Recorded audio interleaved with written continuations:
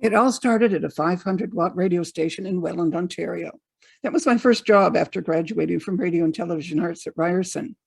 One of the highlights was covering the Queen's Royal Yacht Britannia from a small airplane as the yacht passed through the Welland Canal on Canada Day 1959. It was my very first time in an airplane, and it was wonderful and scary at the same time.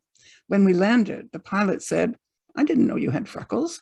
I had turned so white, my freckles were standing out. Fast forward to the eve of Canada Day 2017.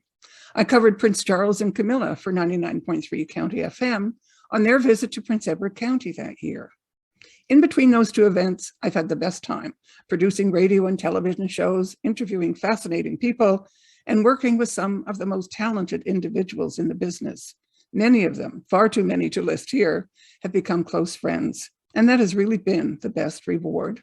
My thanks to them, and of course to my husband and children, and thanks to those at County FM who were so kind and enthusiastic about nominating me for this award. It was a complete shock and totally unexpected. I'm going to leave you with a story about Gord Sinclair, an inaugural inductee into the RTDNA Hall of Fame. Following 10 years of staying home with my children, I decided to apply for work at a local radio station. We were living in Beaconsfield, Quebec, and CFOX Radio was in neighboring Point Claire. This was in the late 1970s, and Gord owned the station at that time, and he hired me.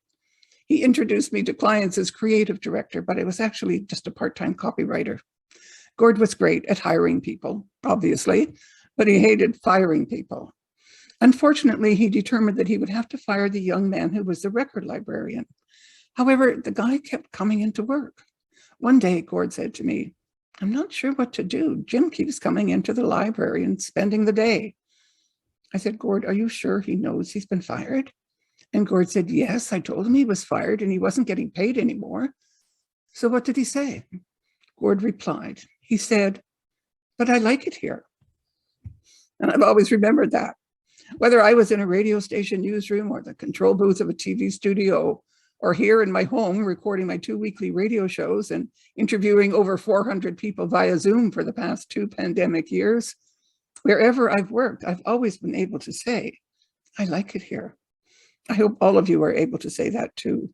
Thank you so much for this award. I'm thrilled to be in the company of those who've contributed so much to the broadcasting industry in Canada.